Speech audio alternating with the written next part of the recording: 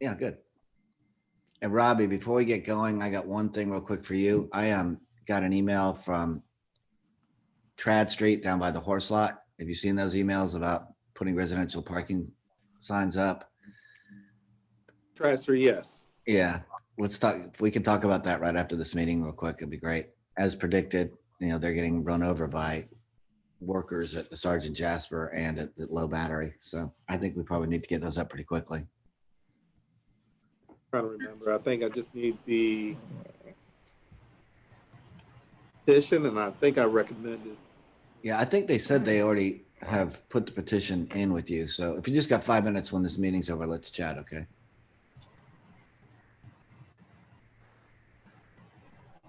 Right. Chairman, I just want to check and see if Edmund was on. I don't see him. I don't know if we had 2 phone numbers, so I don't know. Do we need to send him a text or an email and let him know which is the right one?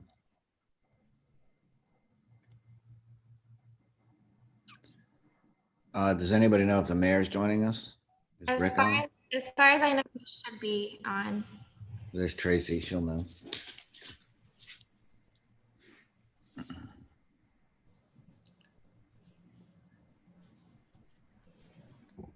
I like that bow, Councilmember Brady. Oh, thank you. Thank you. I was moderating the forum between State Senator Sin and her challenger, Sam Scarden, today for the Rotary Club. So I thought I had to look a little spiffy. How'd that go? It was good, actually. We ended right on time. So it took right at 50 minutes, which is what Rob Byko, who was my co-moderator, and I had kind of budgeted for it. So it was pretty good. Excellent. Good for you. Councilmember Seekings, we are live on YouTube now as well. So whenever you want to start. Okay, I just need to maybe Tracy, any sign of the mayor? I don't want to leave him too far in our wake, but I would like to get going because we'll have a busy afternoon. Tracy, you know where he is or if he's coming? I don't, but I will reach out to him, see what I can find out. All right, we'll give him a couple of minutes and I'm going to get going.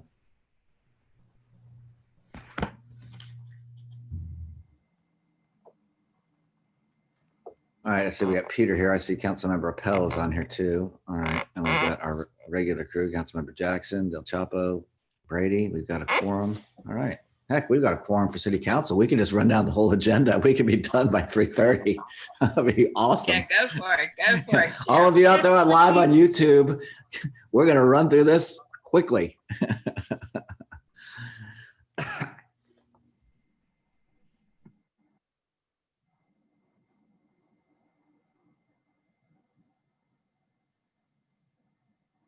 Give us more time to party with Vanessa. Yeah, there you go. And look, Marie's done the right thing. She's taking it outdoors. Good move. That's what I'm. Peter's pretending to be outdoors. Maria's actually done it. She's well. I swore this meeting was at 2, and I went for a run. Mike, you'd appreciate this. I do. And I raced back to the house to get here by 2 and thought, oh my God, I'm really going to look wonderful with like sweat dripping off of me and everything for this meeting. And then realized I had another hour. So you get me slightly more presentable. Of course, the question is, did you go out and run some more when you realized you had an extra hour? No, I ate. There you go. All right, it's almost 3:05. So if you all are ready, we will get this going and we'll let the mayor catch up as we work along. So I'd like to call. Oh wait, is that him? There he is. Okay, great. Perfect timing. +5. All right, y'all ready? Mayor, how are you? Chairman, hello everyone. How are you? We are about to kick it off. Unless there's anything preliminary you need from us, we're going to call to order the Tuesday, September 22nd, 2020 meeting of the City of Charleston Traffic and Transportation Committee. Thank everybody for being here. And ask Councilmember Brady if he would lead us in an invocation or a moment of silence, please. I'd like to take you up on the moment of silence if we might. So if everybody bow their heads and enjoy the moment of silence.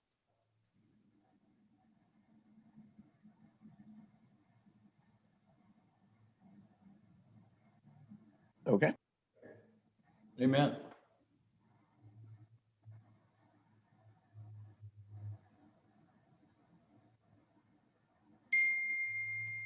Mr. Chairman, you're on mute again. Oh, I muted myself. Sorry. I want to make sure it was really silent. That succeeded. First thing on our agenda is approval of minutes from July 28th, 2020. Do I have a motion? So moved. Second. Second. Any discussion, additions, deletions? All in favor? Aye. Aye. Opposed? The ayes have it. Next, we have on our agenda Calhoun Street and St. Philip Street Road Safety Audit Presentation for information only. Mr. Gillis, I'm assuming Mr. Benjamin, you've got to have something to say about this too. And are we gonna have a screen share on this, or is this just gonna be a report? There might be a screen share, Brett, or report, but I'll just give some 2 seconds of background. Thank you to Sean and Brett for making the time. As you all know, there was 4 different corridors that were a part of the road safety audits that SCDOT Safety Office was conducting, specifically around non-motorized modes, and a lot of work that went into stakeholder engagement, coordination, site visits to identify priorities. And so just wanted to bring what Stantec and SCDOT put together for your review and questions and otherwise. The other piece that we covered when they came and presented on King and Meeting Street was the fact that the BC COG about 2 months ago voted on allocations specific to these and a couple of other corridors, I believe in the North Charleston area, as there's, I believe, 6 out of the 10 most dangerous locations in the state are within our county. So I'll let them kind of give that breakdown and otherwise allow y'all to ask questions as well. Brett, I think one of the pieces that I have gotten questions about from the council members was about timeline of implementation of some of these recommendations. So I think if you could touch on that too, I think that'd be helpful for the council members. Okay, thanks for All having right, yeah, Mr. Gillis, we'll give you some time on this and we'll go around the horn and ask some questions. Okay, sounds good. Thanks for Thank having you. me. Sure, thanks for being here. I'm gonna hit screen share. And let's see. Have we turned that over to you so you can do it? I think so. Let's see. Okay, there we go. We got it. Um, let's see. Do you see the slides now? Yeah, we've got you. Okay, great. All right. Well, thanks for having me. Let me make sure. All right. So this is the outline you see here. I'll start with what is an RSA. If you participated in the King and Meeting presentation 3 or 4 months ago, it'll sound familiar. So, but I'll give an overview of Calhoun and St. Philip, and then the Calhoun Street recommendations, the St. Philip Street recommendations, and then what are the next steps for this process. We'll cover that next. Okay. Let's see here.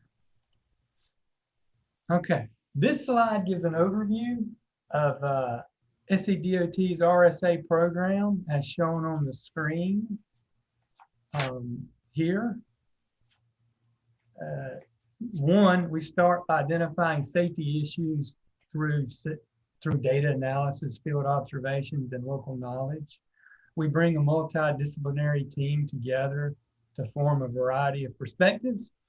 And SCDOT's current RSA program began in 2016, and in 2018 is when they identified non-motorized program and started it. Under this non-motorized program, they ranked all the corridors by crashes per mile and formulated a top 10, like Keith mentioned, and Calhoun and St. Philip's were, like Meeting and King, were on that top 10. Okay. I mentioned this is a multidisciplinary team that participated in the RSAs. Everyone gave their input, so it was definitely a team input. You see the team members here. This map shows the study limits of the 2 corridors just to kind of help orient you. The east-west route is Calhoun. It begins at 4th Street on the west end and goes to East Bay on the east end. And then the north-south route, of course, is St. Philip Street. It begins at George, crosses over Calhoun, heading north, and ends up at Line Street, as you see on the map. Okay. This chart shows how many crashes are occurring on Calhoun Street and St. Philip Street each year. So in a 6-year period, I'll just give you quick total numbers here. Calhoun had 714 vehicular crashes, 16 bike and 24 ped crashes. And St. Philip had 121 vehicular, 6 bicycle, and 6 pedestrian crashes. So you can see bike and ped crashes account for only a small portion of the overall crashes, but those rates are still higher than other corridors. So, we're studying here for improvements. Okay, now we're moving on to the actual recommendations, starting with Calhoun Street.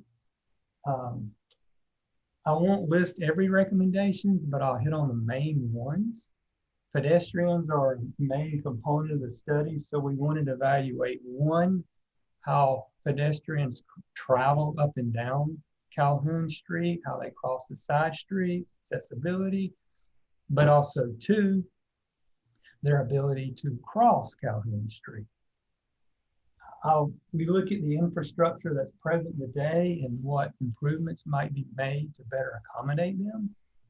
I'll also mention that for Calhoun, 36 of the 40 bike and ped crashes occurred at the actual intersections. So for this study, the intersections were a focus point. These are some general recommendations for the Calhoun Street corridor overall. Adding crosswalks were missing, using high visibility ladder style crosswalks, upgrade crosswalks to ADA standards where feasible, pavement marking upgrades to help the drivers see better, and a number of maintenance items, sidewalk repairs, vegetation prunings, those kinds of things. Next, we have traffic signal recommendations. The photo on the right is, of course, not Calhoun Street, but it has some of the elements we were looking at for Calhoun. Number one, the installing countdown pedestrian signal heads where they weren't already present. You'll see, considering all pedestrian phases, you'll notice that the pedestrians at this intersection are free to cross in any direction. So they have their own dedicated phase. So all the signal heads are red, pedestrians get their own designated movement, basically.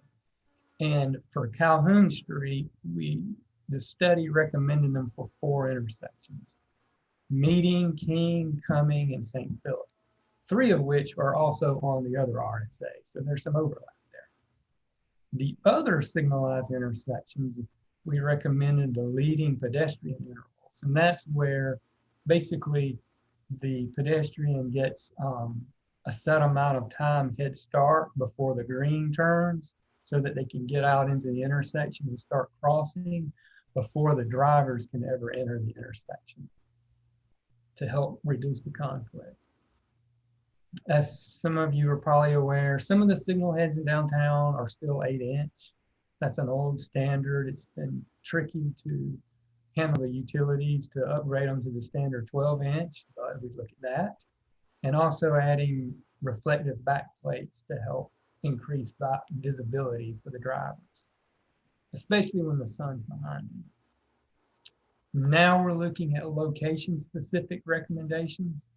Here you see the existing sidewalk on the western end of the project. This is from Halsey to Ashley Avenue. So what the study recommended was taking out that retaining wall, because it basically creates a barrier for the pedestrians, reducing the effective sidewalk width. So we said, let's take out that that barrier if we can and regrade it and create more room for the sidewalk. The hospitals were involved in this, and they noted that they have mobility impaired patients who use this sidewalk. So it was of particular interest to us as well. And another recommendation that came up for the medical district was the patients and visitors, it's a little confusing to them where to go. So we thought wayfinding signing might be really helpful for them to help route them to their destination. Further to the east, this is Alexander Street. Today, there's those two crosswalks across Calhoun, if you can recall that. But they're required to cross all 4 lanes at once. So we said, you know, there's a spot here where we could widen Calhoun and put in a pedestrian refuge island. And what that'll do is allow pedestrians to cross 2 lanes at once instead of all 4. And also we could add the rectangular rapid flashing beacons as shown on the left. So the pedestrian gets the button, you get that irregular sequence of flashing to help alert the drivers that they need to pay attention to the pedestrian crossing. So that was a recommendation there. And at the far east end of the project, if you notice in the lower left-hand corner, the sidewalk in that corner is really tight, and there's a concrete right turn island there that's not very effective. So we said, why don't we take out that island, reconstruct that radius to having a nice sidewalk, and that'll also allow us to step back the crosswalks as seen, so it'll shorten the crossing distance a little to decrease the pedestrian exposure time.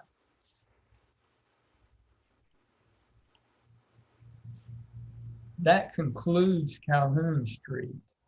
So now we're going to move into the St. Philip Street recommendations. They're 2 completely different corridors, you know. Calhoun's wide, it's got 4 lanes, it's got high traffic volumes. St. Philip's is kind of the opposite. It's 2 lanes and it has low traffic volumes. And it's also lower speed, it's posted for 25. But it has a fairly active bicycle presence. So we sort of designed the recommendations around all of that. Here you see, this is the southern end of St. Philip. This is from Calhoun Street to the south. You see it's one way, but it's 2 lanes. Traffic volumes are low. They're only about 4,000 ADT. So we said, why don't we repurpose that right lane and make it a cycle track and put up a barrier between it and give protection for the bicycles to have their own space. So that's south of Calhoun. And then the next slide is north of Calhoun. This is basically a concept layout for 1 block of it, just to be illustrative. This is the more traditional layout where there's 2 lanes, 1 in each direction today on St. Philip. So the recommendation here was for a bicycle boulevard. And there's basically 2 main elements of that bicycle boulevard. One, you want heavy markings for shared use lane markings to alert the drivers that, hey, there are bicyclists out here and we need to share the lanes with them. And then the other main element was in the mid-block areas, make the center line dashed. So if a car is driving 25 and they want to go around the bicycle going 10 or 15, they can safely do that at mid-block away from the intersection. So those are the main points of that. And then like Calhoun, we had corridor recommendations. They're similar to what we just showed for Calhoun, crosswalks, ADA ramps, pavement marking upgrades, and a number of maintenance items. And then traffic signal recommendations, they're generally the same as what you saw for Calhoun, but the intersection locations are different. like Calhoun, the all pedestrian phase and the leading pedestrian intervals warrant new signal timings. In Median King, we talked about how the whole downtown is part of one network. So these projects would be a good time to retime the signals as well under a separate effort. And then lastly, this is St. Philip at Greenway at the college. You may recall an existing crosswalk there. The study recommended potentially raising that crosswalk and putting in rectangular rapid flashing beacons to help alert the drivers, since that's a heavy pedestrian crossing area. And then this is the last slide. Next steps. The RSA reports are essentially completed now. DOT has begun evaluating recommendations for funding. Keith mentioned the COG getting involved in funding options as well. DOT will next program its implementations as projects. They'll contract with a consultant for design and then move on into construction. And that completes the slides. Any questions? Any questions from the committee on any of the recommendations and study that have been put forward today? Mr. Chairman, Yes, Councilmember Carol. Jackson. sorry, can't see you. Yeah, I'm thank you.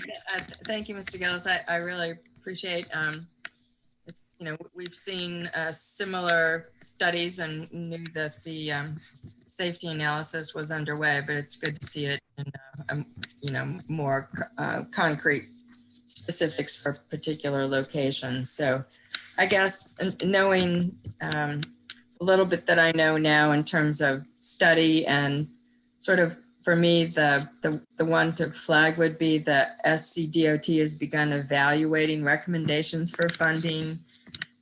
What does that really look like? And I don't know if that's probably, not your job to tell us, but maybe Keith, you can give us what you're thinking. Will the COGS interest, will that spur DOT on to get these things jump started, or what can we all do to sort of light a fire under DOT now that they've got the study under their belt?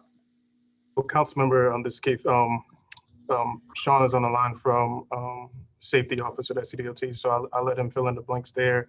The work that happened at BCD COG was the process of making these recommendations real by beginning to allocate dollars towards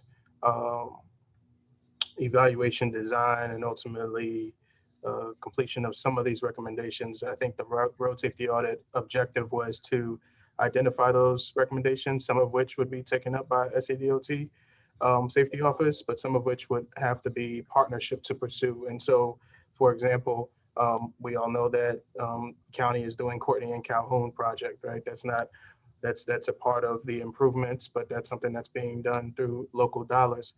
This year, both the mid-block crossings of Cumming and St. Philip near the college were requests from the city through the county sales tax program that were awarded this year. We found out that they were awarded. So those are projects that were a part of recommendation that we went ahead and requested for and have gotten funding for. And then also the fiber cabling that we presented on maybe 2 or 3 council meetings ago that our signal crews are doing along the Calhoun corridor that would allow the upgrading of the signal capabilities. There's some other steps with that, but laying those fiber cabling allows that. So it's definitely something where we are definitely looking to that SCDOT to take the lead, but some of the things will also have to take partnership. Sean, I don't know if you want to fill in the blanks for the council member specific to the And when we get Sean on, can we just have him comment? Does the DOT look at this as a single project, or is this a series of smaller projects that would come sort of seriatim along the way? Yeah, that'd be good.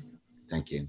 Sean, you're on. Yes, I just want to make sure everybody can y'all hear me good. We can hear you. Mhm. All right, perfect. Appreciate it, everybody. We have, just to explain some of the process, we have began evaluating the recommendations from both of these locations and both of these reports. And, just preliminary from us reviewing them, we anticipate having enough funding to fund all of the recommendations in both of these reports. And that's not saying if something doesn't come up, we may need some partnering at a future time, but at this point, we anticipate being able to fund and move forward with trying to get a consultant on the contract to actually develop these projects.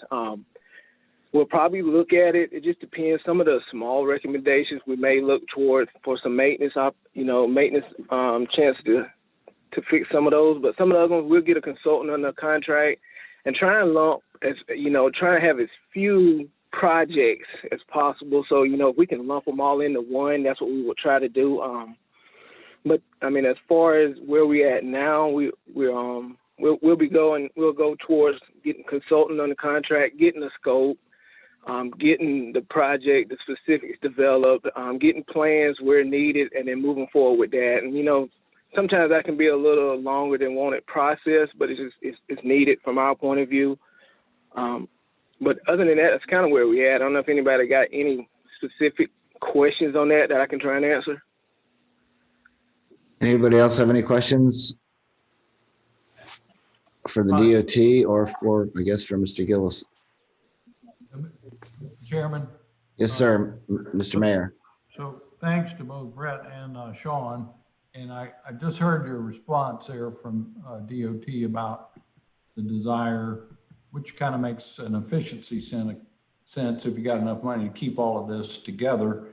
I would just share with you that there's a renewed interest in the city to make any improvements that we can, particularly on the King Street corridor, sooner rather than later. Councilmember Seekings and I both sit on another committee called the Central Business District Improvement Commission. And there's been a lot of discussion about the impacts to businesses this year in our Central Business District.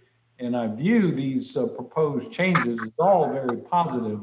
And so I know y'all have a clock of your own.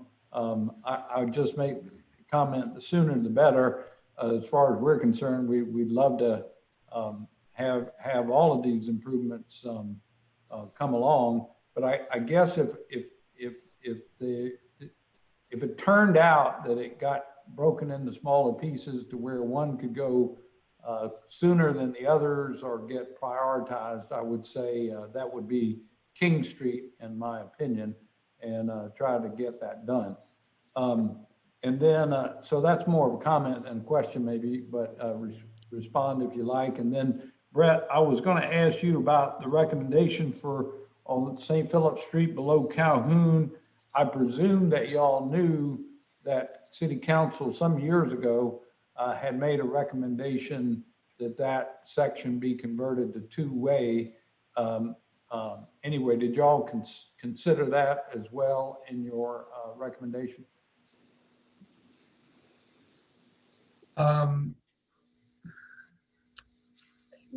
We didn't actually. We didn't know that that was anything that was moving forward. And if it is, maybe that's something we revisit. Right. It's not funded, but this was before I became mayor that the council approved for that to be done. So they never funded it, but it's still hanging out there, so to speak. So if we're not going two-way, I certainly like what y'all recommended because the amount of traffic seems to be underwhelming there to have both of those lanes. Yeah. So I'll mention this. If the city wants it to be two-lane, we could apply the same, or DOT could apply the same treatment as what's being shown for north of Calhoun. Gotcha. The bicycle boulevard. Well, I can jump in here real quick if you don't mind, because I can share a little history on this, Mr. Mayor. I mean, we voted to turn that whole corridor, the Cumming Street and St. Philip Street 2 ways 9 years ago. The vote was 12-1. I was the one and one so far as one. And one of the reasons is because of that very corridor that you just showed us on St. Philip Street south of Calhoun if you turned it two ways, you would effectively shut down a number of things and activities that already go on the campus of the College of Charleston, and would make it impossible to put bike ped facilities in there. And the college has really resisted it. I don't see any viable way to move forward with a two-way St. Philip Street south of Calhoun anyway. So I think the cycle track is the way to go, and I would highly recommend it. I think if we go two ways on Cumming and St. Philip, if ever, it's going to be north of Calhoun. I don't see it ever happening south of Calhoun. I think that's a pretty fair statement. Yeah, I'll just add Asking the something to that. question. Oh, I'm sorry, go ahead. I was just asking the question. Oh yeah. And I saw that when it came up. I was like, Now, and that, just to add to that, there'll still be plenty of opportunities for going forward. And, a lot of these are just recommendations, and we'll go forward trying to develop it. But ultimately, we're going to need municipal agreements. And we'll definitely, through this whole process, be in touch with Keith and who else from the city. Because when we start developing these projects, we will definitely need municipal agreements. So there'll be a lot of communication. So there's still opportunities, going forward. We'll have public information meeting required for all of these. So we'll have opportunities for public input, and we'll have opportunity to get feedback from the city staff and everyone going forward. So, it'll still be, it's a collaboration going forward. So just want to make sure that, that's kind of what we'll do. right. But to the mayor's point, I mean, to the extent we can get these going sooner rather than later, let's do it. There's a lot of good things we can do along here. Any other questions for either Sean or Brett? I have one really quick one, and then we're going to move on because we're a little short on time. I guess this question is for you, Brett. And I'd like to hear Sean's comment. I think we talked about this 3 months ago too, when we talked about King Street. And I'd say this with some caveat that I do not, like the mayor or anybody else, want to slow anything up. But one of the things that I do not see as part of this recommendation or mentioned in this study or in your comments today is left turn signals off of Calhoun going north on St. Philip Street from west to east, and the same thing at King Street going north on King Street. And we've talked a lot about those left turn signals, and it seems to me that they are absolutely needed. And I think if you broke down the accident numbers, you would see that those turn areas create a good number of those accidents. So was that something y'all considered? We're sort of treating it implicitly with the signal timing, but just so we're on the same page, would you mind repeating those intersections so I can write those down and make sure we have them accounted for? Sure. Calhoun and St. Philip going from west to east, a left turn signal. And Calhoun and King, same direction and same signal. And I'm sure you're aware, as is Sean, that at Cumming and Calhoun, there is a left turn signal going north on Cumming.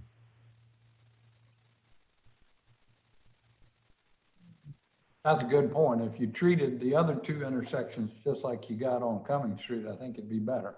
Oh, yes. I mean, it is literally on some mornings when we're at full capacity on those streets, which my understanding is we get about 25,000 cars a day on Calhoun Street. When we're fully up and running, St. Philip Street and King Street become clogged mess. As soon as someone tries to take a left turn and they get halfway through the intersection on the other side, you got carter buses on there, you have college students crossing. I just think that is a really important part of this project for it to be successful when it comes to safety, first and foremost, and efficiency. So I just put that out there for you all to try to work in. And okay, no, that's. I don't hear Sean jumping up and down and screaming that that's never happening. So I'm going to take his silence as at least something we can look at and possibly implement. So Sean, I'm putting you on mute now, Sean.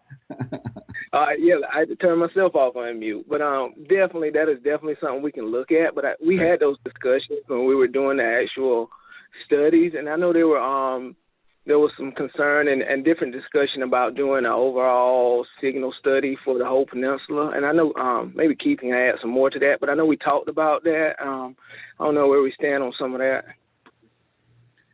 Yeah, I think the only concern that we had raised was the fact that the review of the signals for the peninsula need to be done as a whole. It's a whole grid situation, and Councilmember Seekins has heard me say this multiple times. That has not been done on the peninsula, except for the Septima and Medical District in about a decade. And so to change the signal timings along, say, Calhoun would change everything for the entire peninsula. And so the retiming of our signal systems, making sure we have right fiber cabling in place to open up all the possibilities of how we introduce things, I think is going to have to be a part of some of the solutions specifically in these corridors.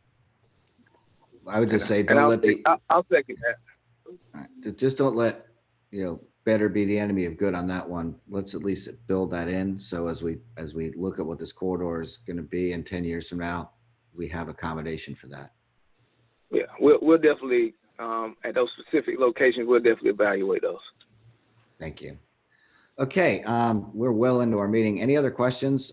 We will look forward to seeing some progress on these recommendations sooner rather than later. Please keep us informed through Mr. Benjamin. And if you need to come back to this committee, we'll be happy to hear from you. So thank you for taking time out, both Brett and Sean, for your day. We appreciate it. Thank you. Appreciate it for having me. Yeah, absolutely. And then Brett, if you don't mind taking us down off your screen share, that would be awesome. Yeah. Thank you. Okay. Ooh. Next on our agenda, I see Ms. Borden and the non-consensual towing ordinance for discussion. Okay. Where are we? I can start out and then pass it on to Jane. So if you all remember, when we first introduced the non-consensual tow aspects, and going to lean into Robbie as well, just in case there's additional questions, the conversation was around West Ashley and really thinking through those costs there. As of last council meeting, you all voted favorably on that change within the ordinance. But during the deliberations at committee, the mayor had brought up taking a review of all the different aspects of non-consensual tow on all of our different areas of the city, not just in West Ashley. And so the legal team, along with Robbie, worked on briefing you all on that. And so you should have received some of that background a couple of weeks back, just looking at various other cities and what they've put together and how different it is from how we do it here in Charleston, as is the case with a number of different things. But wanted you to be abreast on what that looked like and really respond to the mayor's request to dig deeper into that. So we didn't want to shy away from having that on our agenda as a discussion point, just in case there was questions about it or otherwise. I'll pass it on to Janie just in case she has some other pieces to fill in, but that was the purpose of us making sure it was on the agenda for today. Ms. Borden? Thank you. So and basically, providing the memorandum to you and the outline of the amounts that are permitted to be charged by various entities and municipalities. It appears that the city is a little, in some areas we're a little lower, in some areas we're a little higher than what the average tends to be. And I think it's note that when the city enacted its towing ordinance in 1997, the towing fee for non-consensual tows was tied to the police contract, and there was only one contract for the entire city. Since then, we have divided up the city into 5 towing zones, and so the police bid out a towing contract for each one of those zones. And so the ordinance for the non-consensual tow has never changed, even though the process for the police department has. And so that's what created the discrepancy in the West Ashley tow fee in comparison to the other 4 zones. Now that council has addressed that issue at its last meeting by raising the fee permitted to be charged in West Ashley, they're all fairly lumped together and can fluctuate as the code is currently written. But there is an opportunity, you know, because there are two options. One, to leave everything as is based upon the recent adoption by council, or two, to amend the current ordinance and detach it from the city's towing ordinance and have a separate standalone fee for a non-consensual tow that would be consistent citywide. And if that's something that the committee is minded to do, it looks like from the information that Robbie gathered, looking at other jurisdictions, that 160 looks to be about the mid-range and the amount that the majority of the entities charge. And then there were some suggestions to potentially increase the storage from $15 per day to $25 per day. And then also to increase the notification cost, which that are permitted to be charged to send certified letters to the property owner and any lien holders from $10 to $20, leaving the dolly amount the same. And so if we were to go that route, that would just standardize the fee across the board for the entire city for non-consensual tows. Okay, any questions for Ms. Borden or Mr. Benjamin about where we stand? Does everyone understand kind of where we are right now? At our last meeting, we fixed that little dichotomy over in West Ashley where the max that could be charged for non-consensual tows was $30. It's gone up, but I don't think it's uniform. So I think that's kind of the issue that Ms. Borden has brought up. Mayor Tecklenburg, then Councilmember Jackson. A question, if you don't mind, I'll come back for a comment. No, not at all. My question would be, do we have a pretty good count on how many non-consensual tows occur in one zone versus the other? I don't think we would know that because it's a private to private deal, right? We don't monitor the non-consensual tows. That is correct, except I do believe that the non-consensual tow is required to be reported to the police department within 30 minutes of the tow occurring. So that may be information that we can go back and get from the police department. I'd be glad to do that, sir. Right. So when this started and West Ashley was $30, and I guess the towing companies didn't feel it was fair that they needed to charge more, we bumped it up to $90. You know, and it made both figures make the other zones look like they're too high. And on one hand, I hate to make it uniform and then cost the citizens of West Ashley for it now to go even higher than the $90 we just moved it to. And there might be justification for some differential in the zones, just depending on how far you got to drive or something like that. But still, just when you compared the numbers from West Ashley to the other zones, I felt like we were too high for our citizens, and bringing some kind of uniformity or different formula to bear would decrease the cost. Because right now, what is it, Janie, in downtown? Right now in downtown, it's $195 for a tow, and then $6 for storage after for the first 2 hours, and then $15 per day. Right. And then if you got to give notice, and then the storage, so you get your car towed downtown just parking in a lot, and you're easily over $200. And frankly, it's easier probably for the towing company to pick up those cars than it is to respond to a police car, to a wreck, and all like that. So the other point I made to Janie, and I just thought I'd share it with the committee, is to ask that we lengthen the number of hours before that first day kicks in. You know, maybe have an hourly fee rather than for 2 hours, that it be 4 or 5 hours, because by the time you find out your car get towed and you get a ride up to wherever the car is and all like that, 2 hours is gone, and you're already paying them for a whole day's storage and they've only had your car for just over 2 hours. So I would suggest that we lengthen that time as well. Any other questions or comments? Councilmember Jackson? My first question was, what is the next step process? What are you going to be, bringing to us? Or is the mayor and someone going to make the recommendation and then bring it to us in a recommended format? I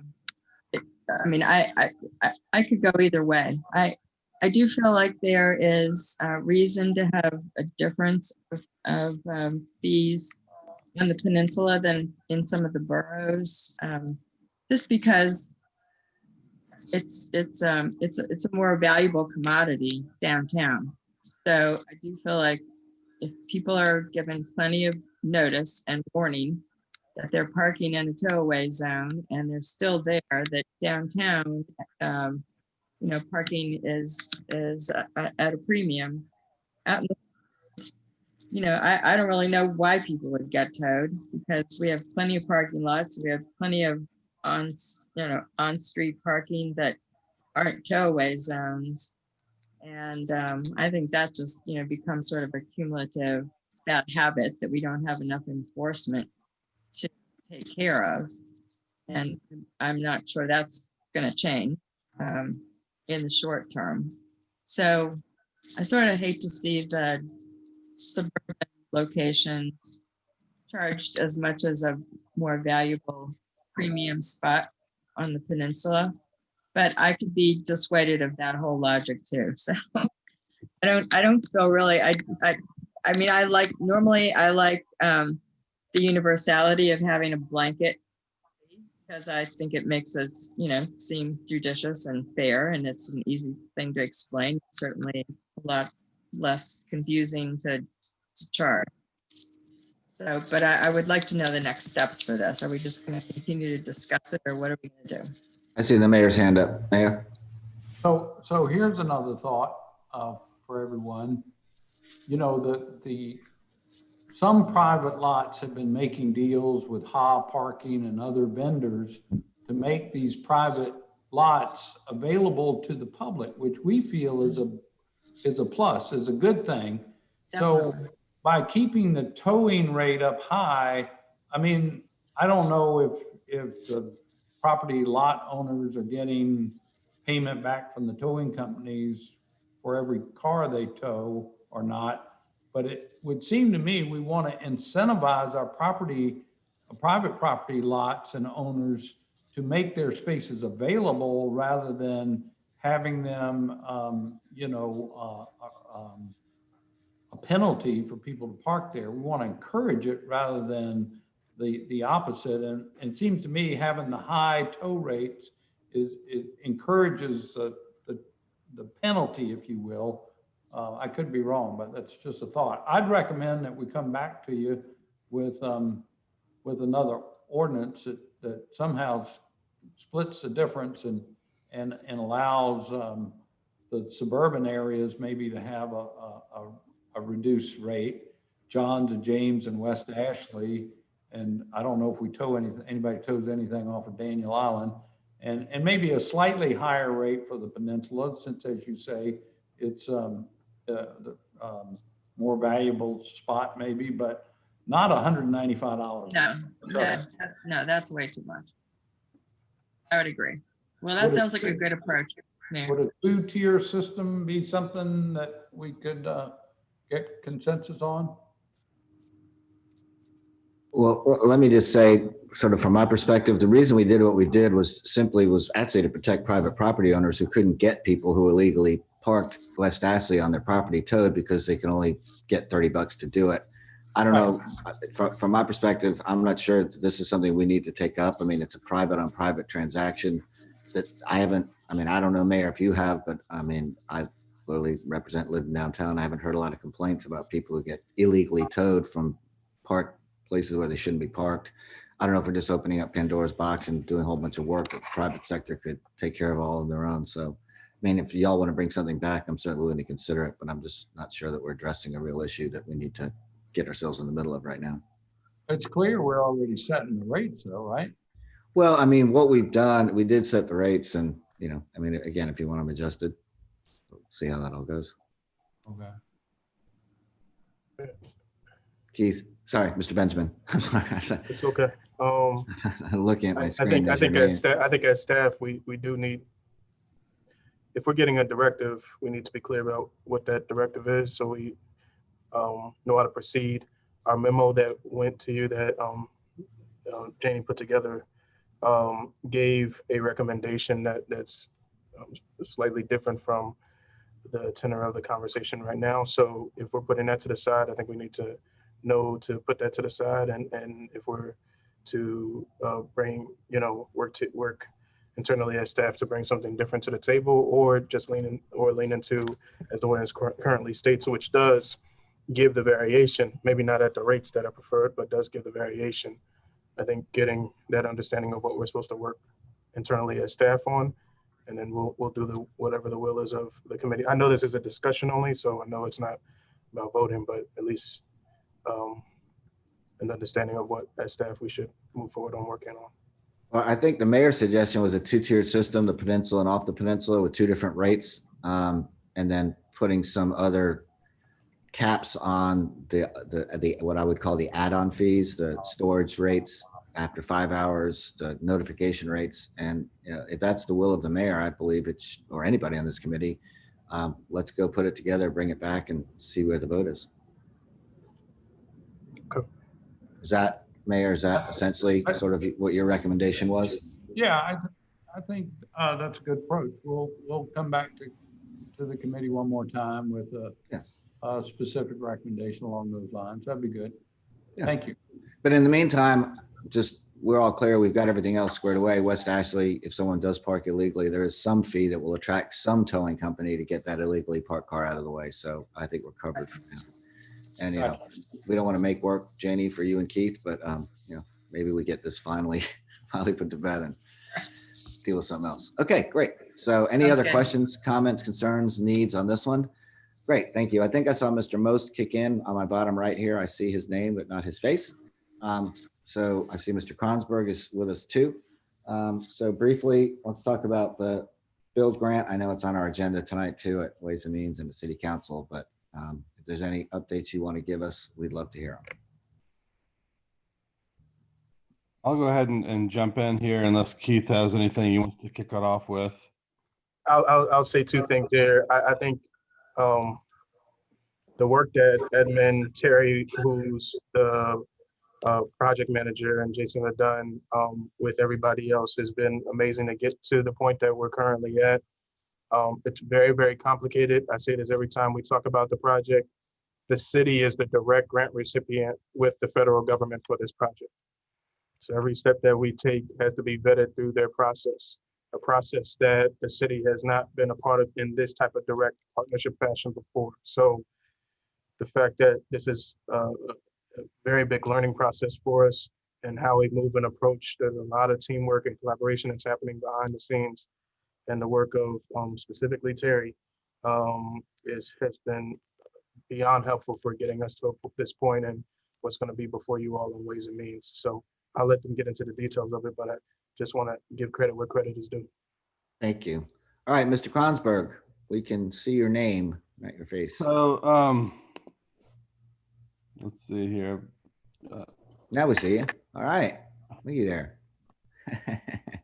So the contract that's becoming before City Council tonight is a contract with HDR Consultants to put together the first part of the project. The first part of the project includes the NEPA studies and surveys, which are pretty much standard environmental type review components of a project, whether it's an endangered species, surveys, wetlands determinations, those sorts of things. That work is underway. It'll be wrapped up into this contract as well. Basically, to make a long story short, this contract will get us through 30% drawings, design drawings, and it will get us to our first milestone of September 2021, which is when we have to have an RFP developed and approved by the Federal Highway Administration, which is that RFP will be an advertisement for the design build team to come in, complete the design for the Ashley River crossing, and then construct it. So we are still waiting for pre-award approval from the FHWA. The reason this contract is coming for you now is to go ahead and get it queued up and hopefully approved. So as soon as we get that letter from FHWA that authorizes this work, we will be able to issue a notice to proceed as soon as we get that letter. I know that it's a $2 million contract, and there's a lot involved in that contract. And I mean, I could pull out the contract and we could go through it, but that would take many, maybe hours to get through it. So again, well, I think the most important question for this committee, and I also see Councilmember Shade and Appel sitting in, so they'll be in also at Ways and Means and City Council, and that is anything you can tell us just sort of about the benchmarks and what this is doing to advance the project would be helpful.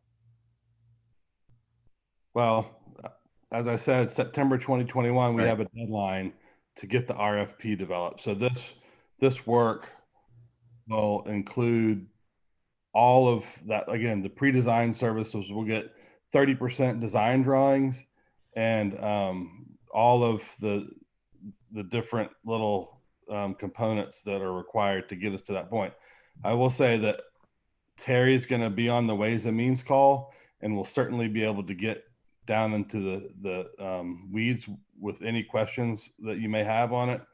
To be honest with you, I was not even prepared to be on this meeting just now with all of the other work that we've been doing today. And Edmund can jump in here as well. It's been a day, and again, we've had a lot going on all day long. Mr. Most, I see you. Yeah, I guess, thank you, Jason, for jumping on this. I didn't even think I was going to make this call because I'm dealing with something to brief you all on at Ways and Means. But really, we don't know anything about transportation work and capital projects.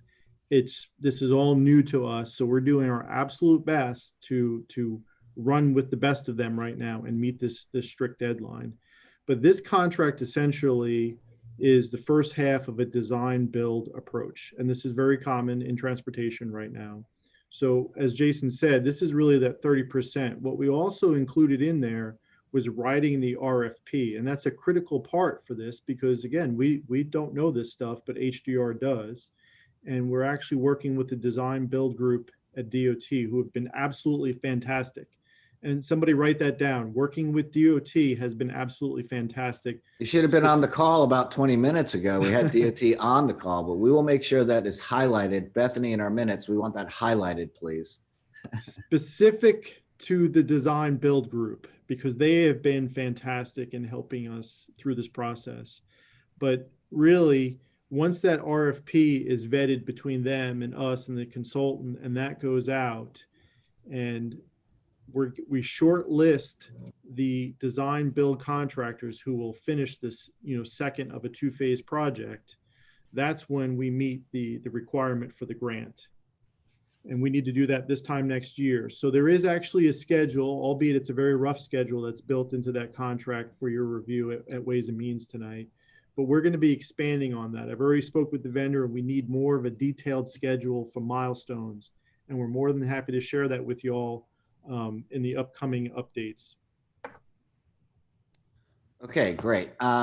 Any members of the committee have any questions for either Mr. Benjamin, Mr. Kronsberg, or Mr. Most? I'm gonna, because I see Councilmember Shade and Councilmember Pell on here, in order to maybe short circuit some longer conversations later, I'm gonna give them a minute or two to ask a quick question if you've got anything. Councilmember Shade, we'll go in order of seniority. Councilmember Shade. I'm bolder than Councilmember Appel. That's right. Reverse order of hair follicles. Exactly. So I think that Jason and Edwin answered this question, but it's something that you and I have talked about before, which is the timelines on this and making sure that we're on schedule with the grant so that we don't lose any funds with this. So it seems like we have about a year's outline of work that needs to be accomplished between now and then. Is that a fair statement? Yes, that's correct. And in speaking with the consultant, we were concerned that we had to award a contract to the second team, the design build team. But that's not correct. It's when we shortlist the contractors is when we meet that milestone. Okay. And I presume there's going to be a lot of public input on this thing based on the amount of interest for this project. That's correct. We actually have multiple meetings set up. We're going to do multiple meetings with stakeholders, and we'll do multiple meetings with citizens. So we've kind of separated those two, so it's a little bit more manageable. But yes, there will be a lot of public outreach on this. Thank you, Mr. Chairman, for letting me chime in. Sure, my pleasure. Councilmember Appel. Thank you, Chairman Seekings. And I just want to thank you again for including this most important item as a standing item on the committee agenda. It's just a very complicated kind of first of its kind project for the city to be quarterbacking. And I just think it helps all of us kind of stay on target, stay on track, especially with all the things that we've got swirling around these days in 2020. But I'm hearing good stuff from Jason and Edmund. Thank y'all guys for working so hard on this, and for everybody else in the city. I can't stress enough how important of a project this is for not just West Ashley, but my district specifically, because this is sort of the launching point, you know, over the Ashley River there. So very excited about it. I know the community is very excited about it. And thanks everybody for all the hard work on this effort. And it seems like we're making a lot of good progress. And I like the idea of kind of building in some time here, you know, sort of having everything ready to go. Jason, I think that's great. And I look forward to hopefully passing this tonight. Thanks. Good. And let me just say this, Edmund and Jason, thank you for coming on this call today. I know you all are crazy busy, and we put this as a standing item on our agenda to probably get to the point where I hope we're going to get to tonight. And unless there's any objection from the committee or from council members Appel or Shade who are keenly interested in this project, I think we'll move this to a monthly or quarterly update going forward just for the next year, so we can let you actually do work at 4 o'clock or 3 o'clock in the afternoon instead of being on with us talking heads on the Hollywood squares, or as as needed basis, because I think we've got a lot of work to do, and I think that we need to let you all go do it. Yes, sir, Mr. Most. I did have one question. I did speak with the consultant before this meeting, and I wanted to know when the next appropriate update would be, because they're going to have a lot of due diligence about getting all their subcontractors' contracts in line and approved, and scheduling meetings and project management meetings. So there's going to be a lot of busy work, albeit there's not going to be a lot of things that they can share at this point. I said, when's that right time to give another update to the committees? And he said, probably the earliest mid-December, but more likely mid-January, they can give a nice fruitful update to you all then. Well, I think we're going to go through the budgeting process sort of starting now going forward. You all need to get your ducks in a row. Let's plan on, Keith, putting this on our agenda for the first meeting in January. But in the interim, if there's any questions we have as chairman, I'll reserve right to ask you all to come back and give us an update if we need it. How about that? Does that suit everybody okay? I think that's perfect, Chairman. I think that having that time, the one update that we will make sure we give that's in between all of this that Jason hinted at is once we hear the affirmative from, he said FHWA on it for the folk who are listening, Federal Highway Administration under the U.S. Department of Transportation. So the moment we hear back from them, which should be sooner rather than later, we can send that out as an update so you know that progress is happening in that regard too. I don't think we need to have a meeting about that, but that just lets you know that the primary step that goes with the vote you all have later on today will have happened. Right. And again, you know, the reason I put this on here, well, is because someone asked me to, Councilmember Appel, among others, but two is, I mean, it's an important project and we get a lot of public questions about it. And I suspect we at least know enough now to be able to give intelligent answers back as to what's going on and what the deadlines and benchmarks are. So let's, again, let's aim for the first meeting in January.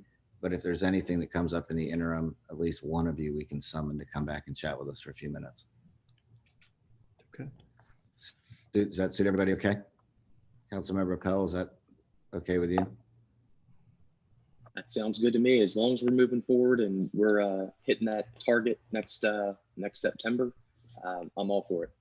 Okay, great. Well, thank you all very much. I know you got a lot going on, so appreciate it. We're up against our hour and beyond it. We've got one more thing on our agenda, which is Mr. Benjamin, your update. Oh no, we've got a traffic calming update. Robbie. Yeah, I guess real quick, hopefully by the end of the week, we'll complete all our 2020 traffic calming projects. Basically, the contractor started on Bolton's Landing, Blue Waterway last week, but due to the weather, wasn't able to complete. So we installed 17 traffic calming speed humps this year. We did maintenance on 49 speed humps. That's in 9 different neighborhoods. So that's 15 speed humps on city maintained roads. We did one on one DOT road in Wagner Parish, and we did a 122-foot raised crosswalk that's on Aiken Street on the east side. So very grateful, very happy with the maintenance plan. We started, we caught up to 2003 speed humps over 17 years old. So we'll be following up next year to work on the maintenance plan as well as work on 2021 requests because they're steady coming in. Sorry, I muted myself. Any questions for Mr. Somerville? Okay, last, Councilmember Jackson. Just wanted to make sure. So we're still going on the pattern that we're going to be maintaining or repairing older pumps. We're not taking a lot of new ones, right, for next year's budget? We're fine with taking new ones up. Reason why we were able to do so much maintenance this year, we got a lot of requests, but not follow through from the citizens on petitions and otherwise that trigger us to do a study, prove that it's the case, and then bring it before you. So we didn't want to leave dollars on the table. We've been doing traffic calming for a long time, and we wanted to go ahead and take care of a lot of that maintenance that elongates how those existing speed humps or other traffic calming applications can last. So I think the biggest thing, and I know we just got another one, I think it's in Councilmember Sacron's district, we're finally getting the request from the citizens, but then it's on those neighborhoods and otherwise to do their due diligence from a petitioning standpoint, Councilmember Del Chavo, so we can be able to make sure everybody's on board and before we move forward with things, so yes. Okay. So sort of a hybrid approach. Thank you. Yes, ma'am. Great. All right. So last but not least, Mr. Benjamin, we're way over time. So I do have updates for y'all. I got to get these updates out. So last week, as Councilmember Seekings, Chairman Seekings hinted at earlier, we had a charrette on the Low Country Rapid Transit with the entire 41-person consulting team and also the BCD COG with city staff, really trying to work coordinating with them to identify ultimately what this routing process will be and what the treatments of that are. So that's still a work in progress. Really grateful to Ron Mitchum and Sharon Hollis, who helped pull that together. Shannon, who's the project manager with HDR as well. So more on that too, but just know that city staff are very much involved, and not just transportation and planning. We're talking housing and other different aspects that were abreast on that project. You all had asked us to move forward on introducing the closure of South Market between Church and State, and also look into the prospects of what we call parklets. Just wanted to give you a quick update. South Market Street has been going extremely well. Got an overwhelming support from the market vendors. On the first day that we introduced it, we actually put a pedestrian counter out there, and even with the margin of error since August 15th, have had over 47,000 counted during that time, with a per day average of over 1,200. So definitely getting a lot of use out of introducing that and otherwise, and looking to other ways in which we can be answering the question of supporting businesses, but also being able to support them in the midst of COVID-19. In regards to parklets, figured out ways of how to make that possible, both on city-owned streets and SCDOT-owned streets. So we'll be looking into some of those possibilities. One in particular in Councilmember Mitchell's district that we're contemplating is at Baba's Cafe over on Cannon Street, and have a meeting with SCDOT tomorrow about that feasibility there. So might be able to introduce a pilot on that and be able to see how that works. Again, parklets are the ability to purpose parking spaces for in the public right of way for seating, gathering, and otherwise that allow businesses to expand and be able to still service their customers. Some signalization updates. Fairchild and Island Park, the contractors that were on that project, like many of the contractors, are dealing with COVID-19 and all those sorts of pieces. We're waiting to get an update from them about their progress of adding the actual signal heads to that. So as soon as we get that, we will send out a monthly report on that, just so all the different stakeholders are aware. The county has started on the Folly and Albemarle intersection improvements there and making that connection there. So that should be, they're expecting the duration of that project to be 60 days. I believe it started on September 7th. Lockwood and Bufane Street, the only reason why you're seeing delay there, the county's waiting on the Charleston water system to install the sprinkler system and irrigation so they can move forward with the plantings in that median. Have you been over there lately, Keith? There's got lots of water. It's getting plenty of water. It does. It's Yes, well it does. watered. I can't smell it. I should be smiling at that. US 17 and Farmfield and also at Calhoun, Councilmember Appel. This week, the consultant team, Kimberly Horn is our consultant on that. They started vehicular counts on both of those areas this week. So those vehicular counts come in, prove the fact that you need the flashing yellow, bring that study before SCDOT, get that study approved, and then it's on us to, which we have, it's budgeted for this year to pay for the signal installation there. And then also, Mayor, regarding Cumming Street. So if y'all remember, we have the Project 700 crosswalks with SCDOT, creating better pedestrian safety in those corridors. And we talked with SCDOT about moving forward on Rutledge at Cleveland, coming at Vanderhorst, coming at Radcliffe, and coming at Morris to bring better ped safety there. As a reminder, the agreement with SCDOT is that we pay for the signal designs, and then SCDOT handles everything else, including materials and installation. So we have the engineer who's going over those pieces and getting those signal design plans up and going. Just a reminder that we're on the peninsula regarding our citywide maintenance plan, and we'll be in West Ashley for the month of October. So any of those requests and issues that might be happening in West Ashley that we need to be on top of, please let us know so we can make work orders. Okay, that's a lot in a short period of time. Any quick questions for Mr. Benjamin? Just, I thank you for getting us the list ahead of time, Keith, but are there any changes in what was actually done on James and John's Island the last month or two? I can go back and check and get that report to you, or I can have Thomas be in touch and let you know. Let me write that down. Yeah, just in case. Any other questions for Mr. Benjamin? Anything else for the greater good or for the good of traffic and transportation in the city? If not, we've got a long night ahead of us. Got 15 minutes between now and Ways and Means. So I'm going to call this meeting adjourned. And thank you all for your participation. See you all in 15 minutes or so. Thank you, Mr. Chairman. Thanks, everybody. Thanks, everybody.